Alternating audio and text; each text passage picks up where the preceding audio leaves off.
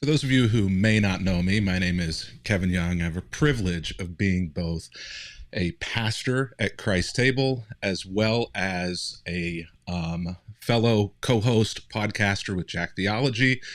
You also might find me around social media and other places. I'm a certified personal trainer and I do a lot of things. But one of the things that I have done over the last few years is really kind of navigate a lot of changes in my faith.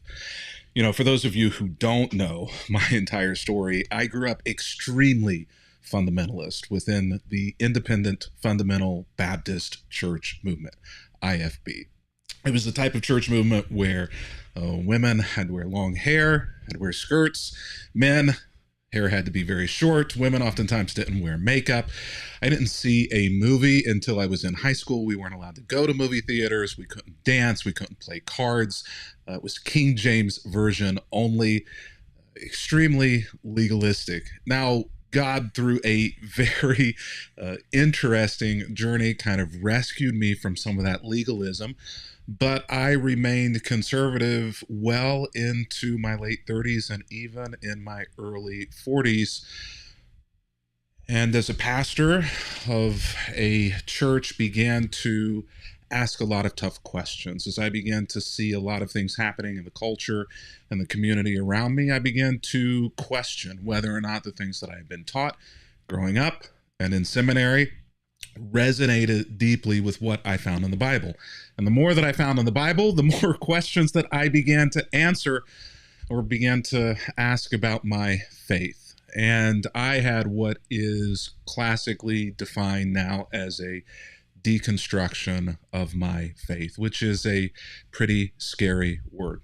Fortunately, I was able to hold on to my faith and even begin a process of reconstruction in the years that followed that. Hence the book, Reconstruct Your Faith, Ancient Ways to Make Your Relationship with God Whole Again. I had the opportunity over the last year to put into writing the journey that ended up saving my faith. And I hope that it will be helpful for you and for other people.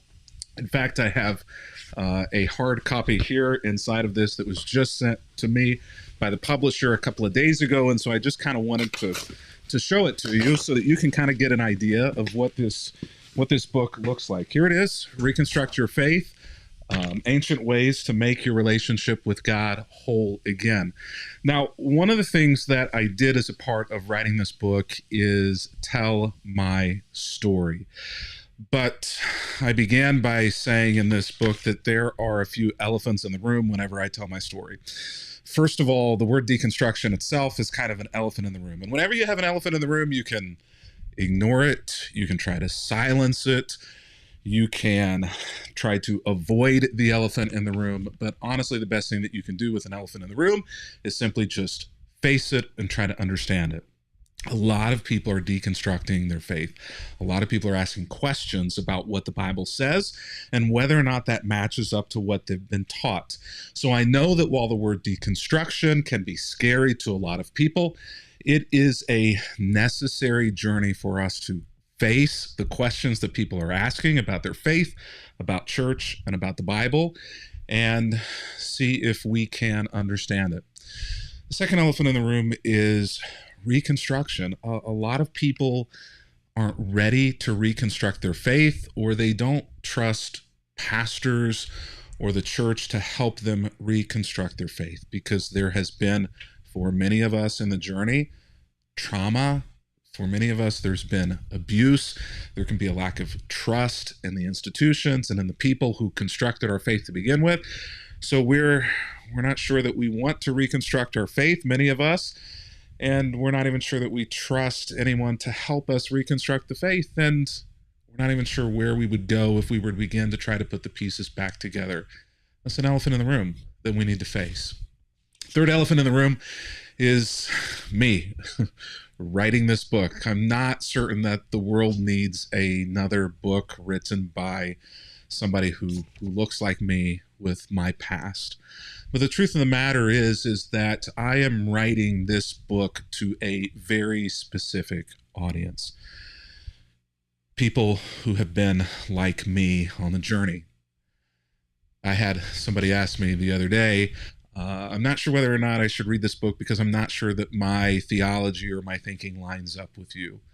And I said, actually, this book is kind of written to you. It's written to you if you're conservative. It's written to you if you are evangelical. It's written to you if you are strongly holding on to the Bible. It's written to you if you are strongly holding on to the church as much as you can. It's written to you if you have questions, if you have doubts, or if you have questions or doubts about deconstruction. This book is written to you, and I'm not trying to change your mind. I'm not trying to get you to change your theology. I'm not trying to get you to move anywhere politically. I'm not trying to get you to change your thinking on anything. I'm writing this from a very pastoral perspective, saying if you have questions and have nowhere to turn, if you want to know what all of this deconstruction is about, or maybe you're in the middle of it, then maybe my journey can be helpful to you. And my journey is in this book. Somebody asked me, are you going to name names in this book? And no, it's not that kind of book. I'm not going to name anybody names. Not going to name any names in the book. Nobody gets thrown under the bus in this book. This is a book about my journey. And it's going to walk you step by step through as a pastor in a conservative evangelical church, falling apart, and what I did in order to rescue my faith.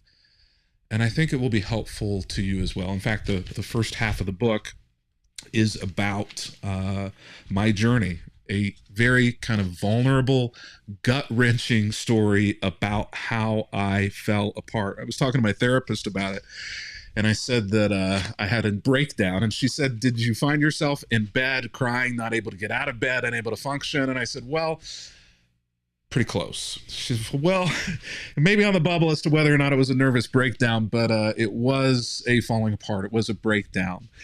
And all of it is in this book. But the second half of the book is about reconstruction.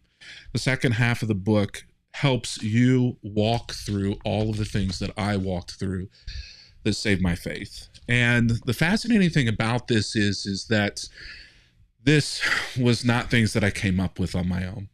What I discovered in my journey was that the church already had, from the very beginning, a path for people who, like me, were questioning faith, who had a very low level of trust in the church and in the church leaders that they had once trusted, which was where I was, and for people who weren't really sure anymore exactly what the Bible said, who had more questions than answers about the Bible. The church had a plan in place for centuries to deal with those people and to help form faith and anchor people to Jesus through that journey. Whenever I found that, it was revolutionary to me, because I realized that there were already things that the church had been doing for centuries in order to help form people's faith that didn't require the institution of the church the way that I understood it, and also didn't necessarily require the text of the Bible, because the church had put these formational practices into practice before the Bible had even come about. And so what we do in this book, what I do, is go back to the very beginning of the church and see how the church formed faith in people without the church and without the Bible. And it saved and rescued my faith. And now my faith in the church has never been stronger, and my understanding and belief in the Bible and in Jesus and in God has never been stronger as well. Now, reconstruction, I can't promise you what your journey will look like at the end, but I can promise you that this book is going to give you hope, and I think that this book will give you a different perspective. And if you know somebody who is walking through a struggle spiritually, I think this book may be able to give them hope and will be able to give them a spiritual perspective. So how can you get it? Well, It's available starting next Wednesday, July 3rd, everywhere where you get books, online and in bookstores. You can also pre-order it, which I actually encourage you to do because I'm offering some bonus extra content if you pre-order, and all of that is available at drkevinyoung.com. There, you can get links to all of the places where you can purchase the book online. You can also get the pre-order bonus exclusive info there. All you got to do is fill out a couple of questions on a form, and then that'll get sent to you as well. If you want a signed copy of the book, which you can get a signed copy of the book there as well. But for me, I'm not interested really in selling books. Don't tell my publisher that. I'm actually just simply interested in getting this book in the hands of people who need it, because the things that are in this book rescued my faith, and I think that they will yours as well. And so wherever you find yourself on your spiritual journey, conservative, progressive, liberal, wherever you find yourself, in church, out of church, never going back to church, if you find yourself a mature believer in Jesus, you're all in, or you find yourself agnostic, atheist, questioning, not even certain what you believe, I think that you will find hope in this book. I know for many people, I can sometimes be an abrasive personality. I actually mentioned this in the book. I'm a bit of a revolutionary. I'm the type of person who goes in and just says what needs to be said and says what I think in order to help people see things in a new and a different way. This book is really not that. If you're used to seeing me on social media, this book is kind of very different than that. This book taps into the pastoral side of me. And so what you're going to find in this is an alongside-er. And I hope that you will, if you need somebody to walk alongside you in your faith, I hope that you will take a look at the book. I hope that you'll check it out. Again, more information, you can find it there on that website, drkevinyoung.com. And I'd love to hear from you. If you read the book, if you find it helpful, I would love for you to do a review of the book and let other people know that you found it helpful. Hand it off to somebody else, and ask them to hand it off to other people as well.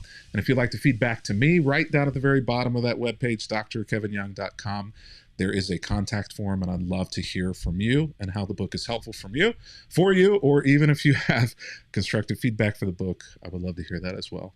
I hope that you have a blessed weekend. I hope that you will seriously consider obtaining this book, and I am certain that it will be helpful to you. And thank you for letting me share my journey vulnerably and transparently. It's a little uncomfortable, honestly, to put the story of my spiritual breakdown out there for everybody to see, especially a lot of the people who were with me during the years of that happening. You're going to read this book and be like, wow, I had no idea any of this was going on. Or other people might look at it and say, I knew something was going on there. But either way, it is, it's vulnerable, it's uncomfortable, it's gut-wrenching, but also it's authentic. And one of the things that I find that are most needful in these moments where people are questioning their faith, or there has been church trauma or broken trust in clergy and in pastors, for pastors like me, one of the things that I think is most needful is authenticity.